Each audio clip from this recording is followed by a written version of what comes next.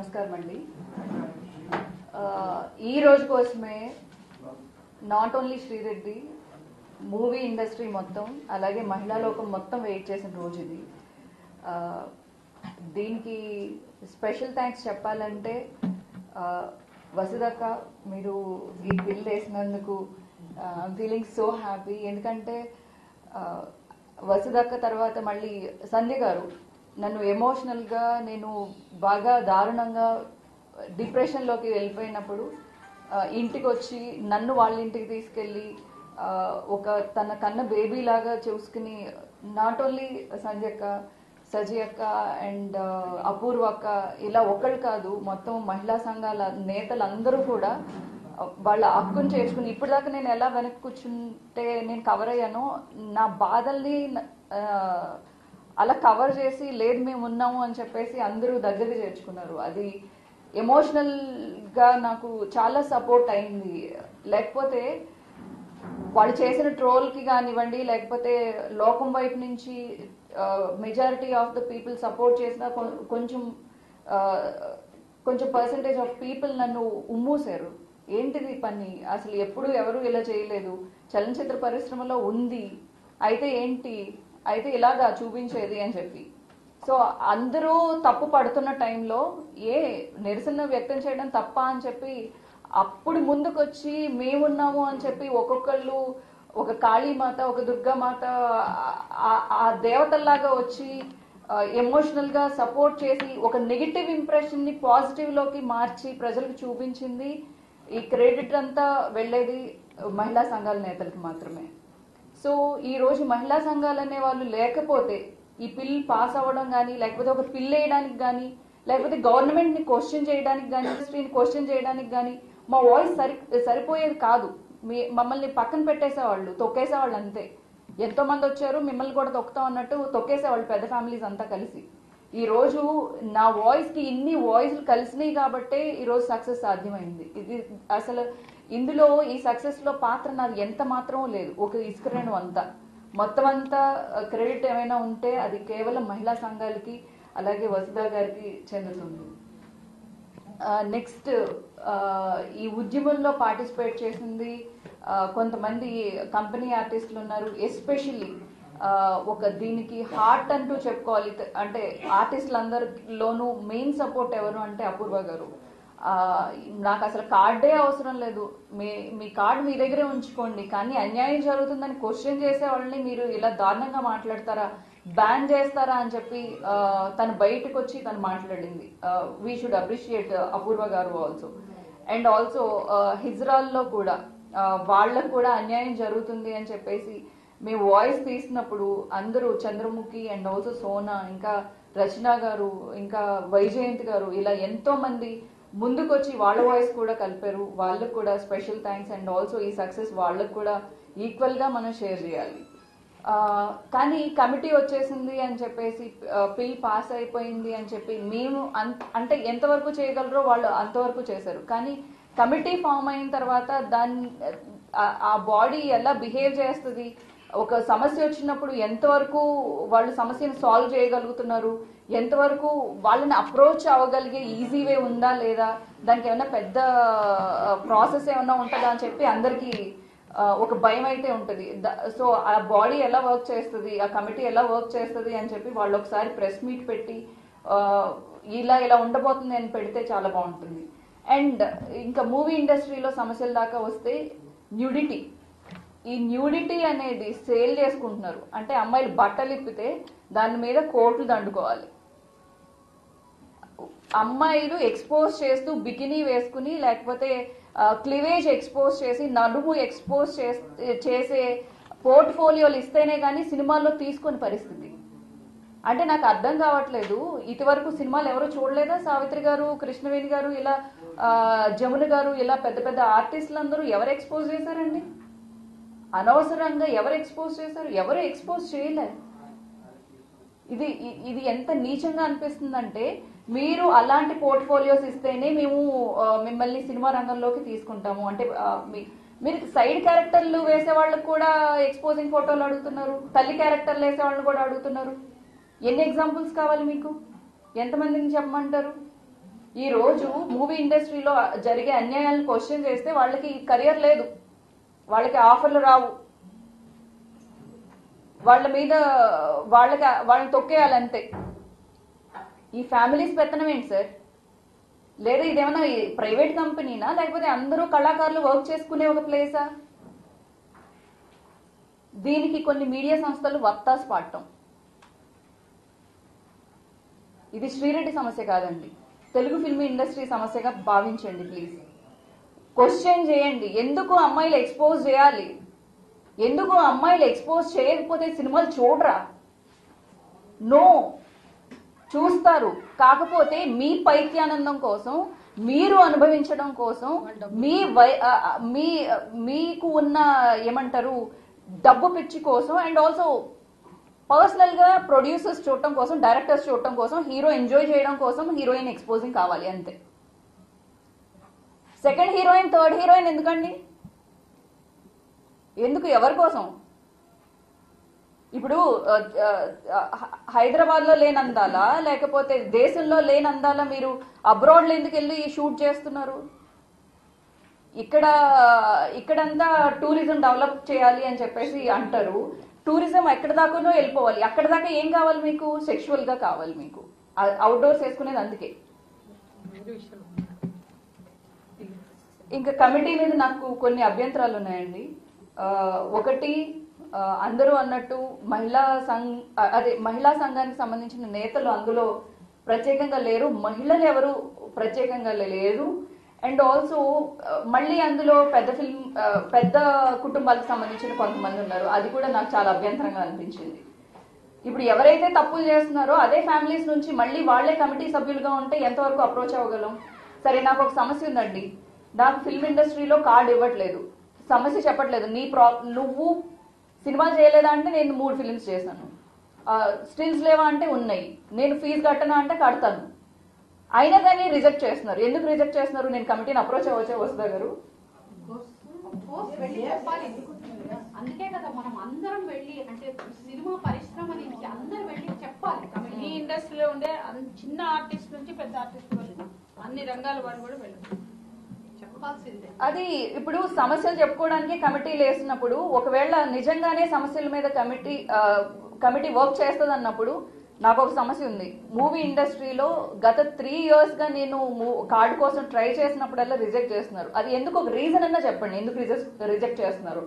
దేంట్లో నాకు అవైలబిలిటీ లేదు అంటే పెద్ద ఫిల్మ్ ఇండస్ట్రీ కుటుంబాలని క్వశ్చన్ చేస్తే తప్ప మీకేమన్నా అంటే ఇప్పుడు క్వశ్చన్ చేసే హక్కు నాకు లేదా వసుధ గారు? సో అదొకటి. మా అసోసియేషన్ అండి, మా అసోసియేషన్ లో గొడవల సంగతి నేను ఇంకా ప్రత్యేకంగా దీని గురించి డిస్కషన్ చేయాలని అనుకోవట్లేదు.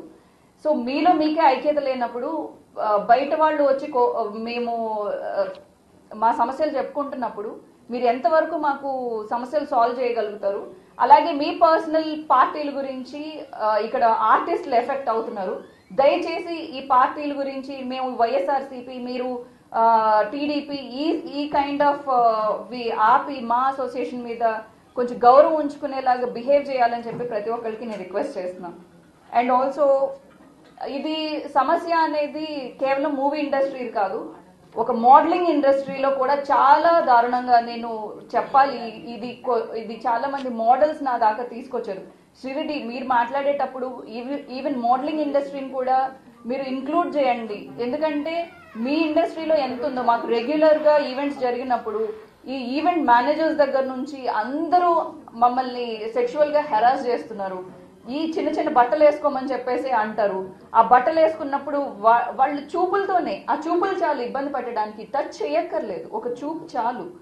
సో ఆ ఇబ్బందుల గురించి కూడా మాట్లాడండి అని. సో ఇప్పుడు ఈ కమిటీ వస్తే మేము రిక్వెస్ట్ చేసేది ఏంటంటే, ఒక ఫిల్మ్ ఇండస్ట్రీకే కాదు, మీరు అన్నట్టు ఒక మేడం చెప్పినట్టు ఎఫ్ఎం ఆఫీసుల్లో పనిచేసుకునే వాళ్ళకి కానివ్వండి, లేదా టీవీ ఇండస్ట్రీకి సంబంధించి కానివ్వండి, మోడలింగ్ ఇండస్ట్రీని కూడా ఇంక్లూడ్ చేయండి. ఎంటర్టైన్మెంట్ ఫీల్డ్ ఏదైతే ఉందో అందరికి సంబంధించి లేడీస్ అక్కడికి వచ్చి సమస్యలు చెప్పుకుని వాళ్ళ సమస్యలను సాల్వ్ చేసుకునేలాగా ఈ కమిటీ వర్క్ చేస్తే చాలా బాగుంటుందని మళ్ళీ ఒక ఫైనల్ గా మళ్ళీ ఇంకొకసారి చెప్పేది ఏంటంటే, ఇది మహిళలు సాధించిన విజయం. అండ్ ఆల్సో ప్రభుత్వానికి లేదా ఆ సదరు చలనచిత్ర పరిశ్రమకి సంబంధించి కాకోకుండా ఎఫెక్ట్ పడకోకుండా జ్యుడిషియరీ సిస్టమ్ మీద నమ్మకం ఉంచి ఈరోజు నాకు జ్యుడిషియరీ సిస్టమ్ మీద చాలా చాలా గౌరవం పెరిగింది. అంటే ఎవరి ఎఫెక్ట్ దాని మీద పడకోకుండా సామాన్యమైన లేడీస్కి ఈరోజు న్యాయం జరగటం అనేది ఈరోజు న్యాయస్థానాన్ని అలాగే మేడం వసుదా గారిని కూడా ఈ సందర్భంగా మీరందరూ మెచ్చుకోవాలి. అండ్ ఆల్సో చాలా thank you very much. And సంధ్యక్క అండ్ వసుదక్క దేవక్క అందరికీ నా స్పెషల్ థ్యాంక్స్. అండ్ మా తెలుగు ఫిల్మ్ ఇండస్ట్రీలో ఎవరైతే ఈ ఉద్యమాన్ని నడిపించారో సోనా అందరికీ చాలా చాలా కృతజ్ఞతలు. Thank you so much.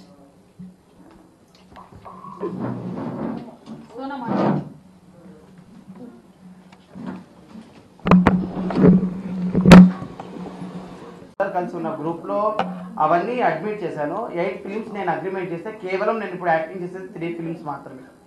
మిగతా 5 ఫిలిమ్స్ లో కొంతమంది మేనేజర్లు అంటున్నారు అడ్వాన్స్ ఇచ్చాం కదమ్మా నీకు ఇప్పుడు క్యారెక్టర్ లేదులే వదిలేసి. కొంతమంది అంటున్నారు అప్పుడు మీరు శ్రీరెడ్డితో తిరిగారు కదా వాళ్ళకు కొంచెం ఇబ్బందిగా ఉందంటే అందుకే ఇవ్వట్లేదు, ఇందుకే మీకు క్యారెక్టర్ ఇవ్వట్లేదండి అని. స్టిల్ నేను 8 ఫిలిమ్స్ కి అడ్వాన్స్ అన్ని ఫిలిమ్స్ కి తీసుకున్నాను ఫస్టే నేను, ఎందుకంటే ఖచ్చితంగా క్యారెక్టర్ నాకు వీలే ఇవ్వాలి వేరే వాళ్ళకి ఇవ్వవద్దని నేను ముందే అడ్వాన్స్ తీసుకొని అగ్రిమెంట్ చేసిన. ఫిలిమ్స్ లో కూడా 3 ఫిలిమ్సే నేను చేస్తున్నాను ప్రజెంట్. అలాగే ఇంకా మా అసోసియేషన్ అంటారా ఒకరు అంటారు నీకు ఫ్రీ కార్డ్ ఇస్తాము నువ్వు ట్రాన్స్జెండర్వి కాబట్టి ₹1 కట్టాల్సిన అవసరం లేదంటారు. ఇంకో తరపున వాళ్ళు అంటారు ఒకసారి 50,000 కట్టమ్మా, తర్వాత 30,000 కట్టమ్మా, తర్వాత 20,000 కట్టమ్మా. అంటే వాళ్ళ దానిలోనే బాండింగ్ లేదు. కొత్తగా వచ్చే మాలాంటి ఆర్టిస్టులకు మీరు ఏం చెప్పదలుచుకున్నారు అనేది నా క్వశ్చన్. నిన్న హిమాయత్ నగర్ లో 60 ఏళ్ల ముసలోడు కనీసం 22 ఇయర్స్ అమ్మాయిని బట్టలు ఇప్పితేనే యాక్టింగ్ నేర్పిస్తా అన్నాడు. అది పేపర్లలో టీవీలో అన్నింటిలో వచ్చింది. 60 ఏళ్ల మన తాత వయసున్న వాళ్ళకి 22 ఏళ్ళ అమ్మాయి ఏ బట్టలు ఇప్పితే ఆయన ఏ యాక్టింగ్ నేర్పిస్తాడు? మేము యాక్టింగ్ స్కూల్లో యాక్టింగ్ నేర్చుకున్నాం, మాకు తెలుసు.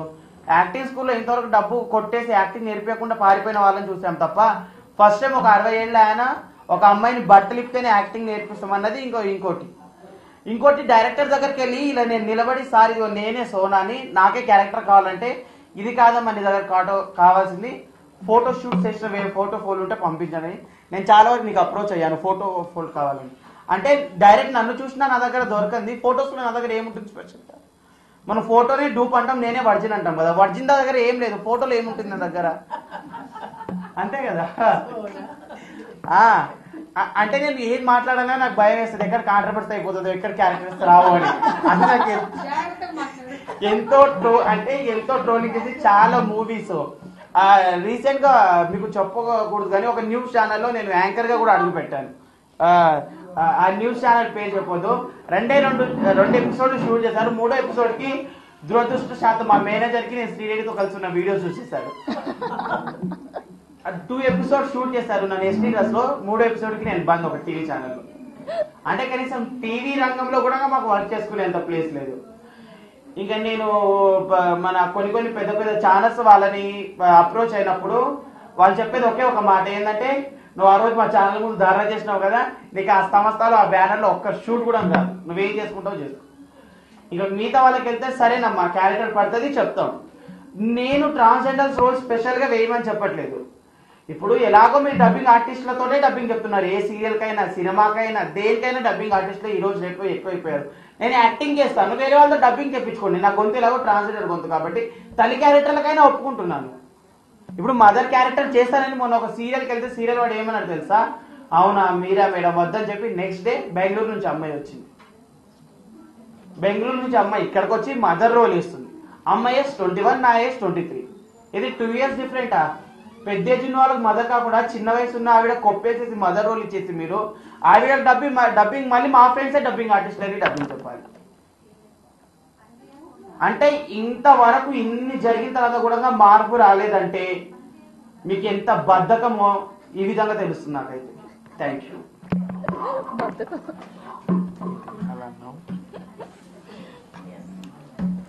Thank you so much.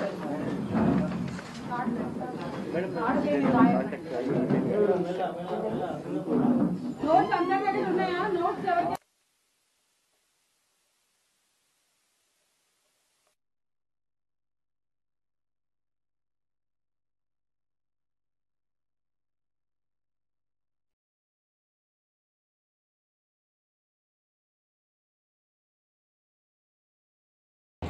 Hi అండి, నేను మీ అనుశ్రీ. మన టీఎఫ్సిసి లైవ్ ఛానల్ని సబ్స్క్రైబ్ చేయండి. అలాగే ఇందులో అప్లోడ్ చేసే ప్రతి వీడియోని లైక్, షేర్, ఇంకా కమెంట్ చేస్తూ ఉండండి. అలాగే మీరు ఇక్కడ కనిపించే బెల్ ఐకాన్ని ఇలా కనుక క్లిక్ చేస్తే మీకు ఇందులో అప్లోడ్ చేసే ప్రతి వీడియో నోటిఫికేషన్స్ వస్తాయి. అందరికీ నమస్కారం. This is Geeta Madhuri. Like, share and subscribe to TFCC live.